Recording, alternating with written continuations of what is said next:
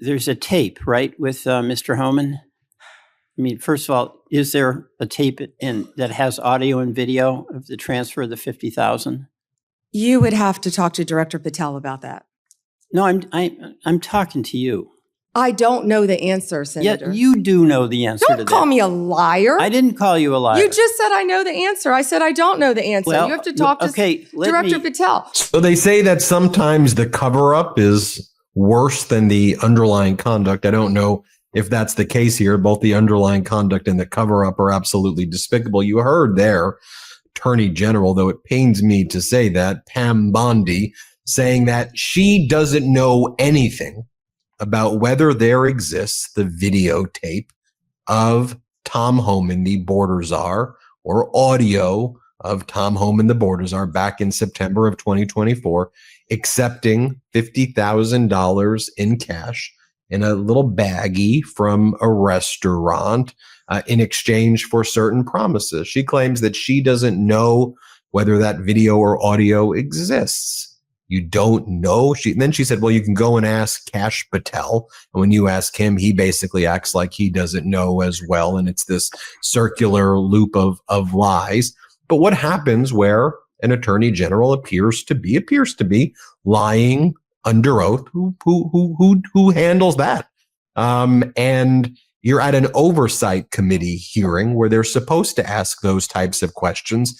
And that's what your behavior is. And also, where the hell has Tom Homan gone, right? He used to always love to appear on CNN and ABC, and he would say, we're going to go after your cities. We're going after you. We're going to hurt you and inflict pain no matter who you are, and act like a tough guy. He's occasionally done a Fox appearance, but when he's been asked about, so Laura Ingraham, I think, said, did you take the cash or did you not take the cash? His response was, everything I did was perfectly legal. Okay. So he didn't deny that. Well, what happened with the cash? Okay. Did he report that cash on his taxes? Where is it? Did he ever return it? Yeah, these are legitimate questions. And we're not just dealing with like a nobody. Tom Homan is the guy in charge of rounding up migrants and citizens as well who look a certain way, throwing them into concentration camps or disappearing them. I mean, just think about Alligator Alcatraz. What, like 80% of the people there are like missing? Like no one knows, were they deported? Are they alive? Like what's the status of these human beings? It's a big deal. He goes around accusing everybody of being Antifa, this, that, and the other. And this is a guy who seems to have taken $50,000 of cash, in like a brown paper bag and claims that's how he does business.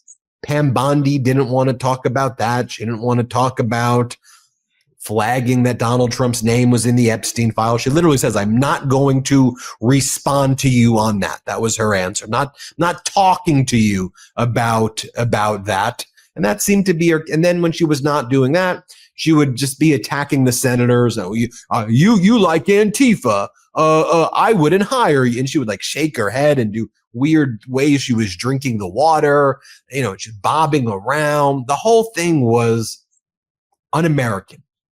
Un-American.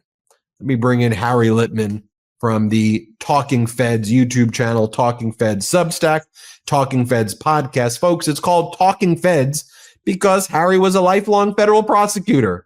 He rose through the ranks to pretty much the highest ranks in the federal government in the prosecutorial section. Maine Justice, he had one of the top positions there. He was the top federal prosecutor, literally the number one top federal prosecutor in the Eastern District of Pennsylvania. He's very familiar with these issues. He's worked closely with attorney generals in the past, so he knows how these things are supposed to go down. I had to give you, by the way, he clerked for 2 separate Supreme Court justices, which is basically unheard of. So he knows a thing or two about the way things are supposed to be versus the way they were. Harry, break it down for us.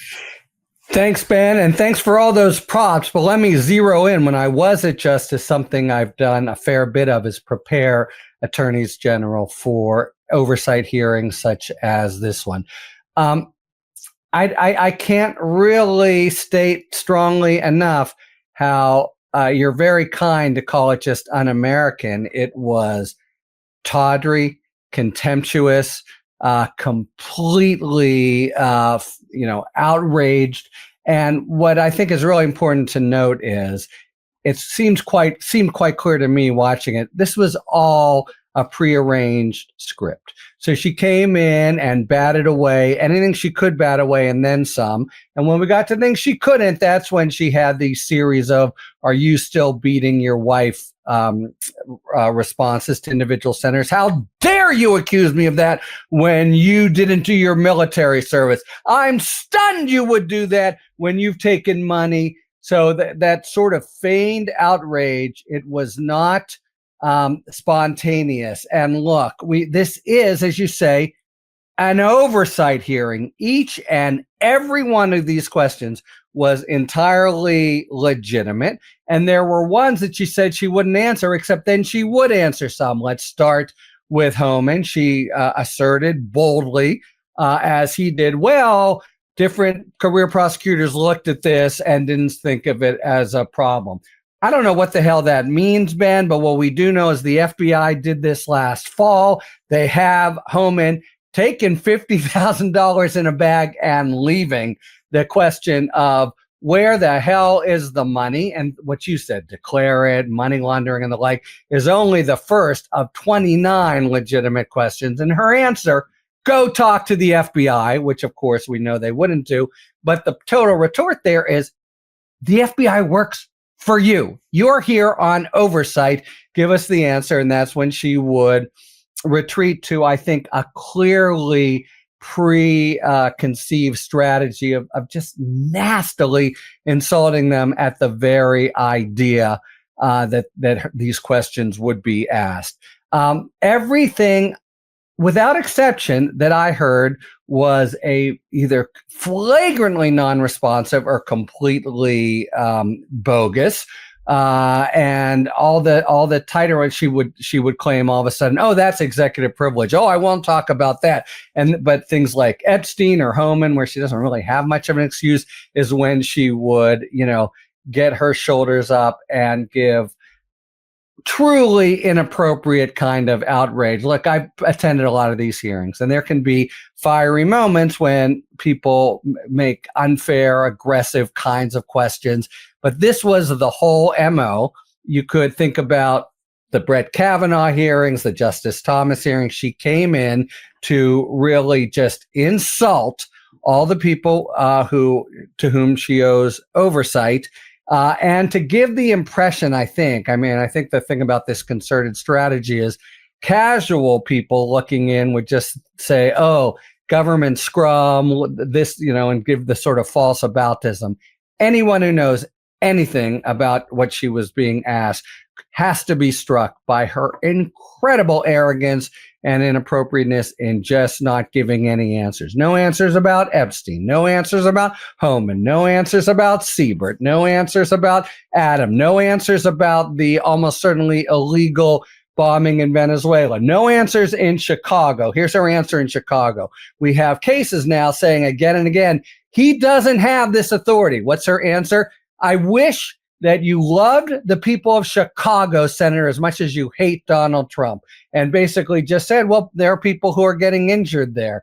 That's exactly not the question. The question is there a predicate? In every single way, she was nasty and really prepared to just kind of do irrelevant battle, in a sort of vicious, teeth-bared way. I think it's probably I haven't gone to school on all attorney general oversight hearings in history, but you can't imagine one that more combines non-responsiveness with absolute faux outrage to give the impression that somehow the oversight committee asking totally legitimate questions, where's the money in a bag that Homan took, were somehow inappropriate. It was really a tawdry performance, I thought. So, you heard her response to Senator Welch at the beginning of this video. I don't know. It wasn't, I don't recall. Oh no, Yep. it was I don't know about it. To which he goes, well, why don't you know about it? Isn't that something that you should know about it? Is that something that she's going to try to use to like wiggle out? I mean, in a future point, could someone make a case that that was a lie? That how could she not know, with that being the major story out there, with Tom Homan being as close to her as he is? How do you not know if a video exists or doesn't exist? That defies anyone's logic. There were other questions where she said, go and ask somebody else. But that one she didn't. She said, I don't know about that. What if someone can prove she did know about it? Yeah. And no, it's a great question. Look, and she said a few different things, but you're right with Welch, who was the calmest of the questioners. And you can't blame Schiff and Whitehouse and others for being, totally outraged. They stayed pretty calm, but you're 100% right. Okay. August, September, FBI sting on another person, gets Homan with 50 grand in a bag, and he leaves. Then she says, before I came there, it had been squelched by, she said, that's Honorable Emile Beauvais to you, Senator. You're 100% right. If she's able to proffer 5 professional prosecutors, whatever the hell this means, said it was okay. The idea that she would know that and not know, like, well, what happened to money? And what do we know about this? Why were we closing it down? There's two possibilities, it seems to me. One is, of course, she knows, and it was all, kind of explained to her. The other is in a very ham-handed, see no evil, hear no evil way. She just said, okay, so I want to know, you guys closed it down. Don't have to hear anything else. Nothing wrong here. Keep going. Keep going along, ladies and gentlemen. Either of those speaks to a profound dereliction of her duties as Attorney General. Look, I just want to double back from my experience at DOJ.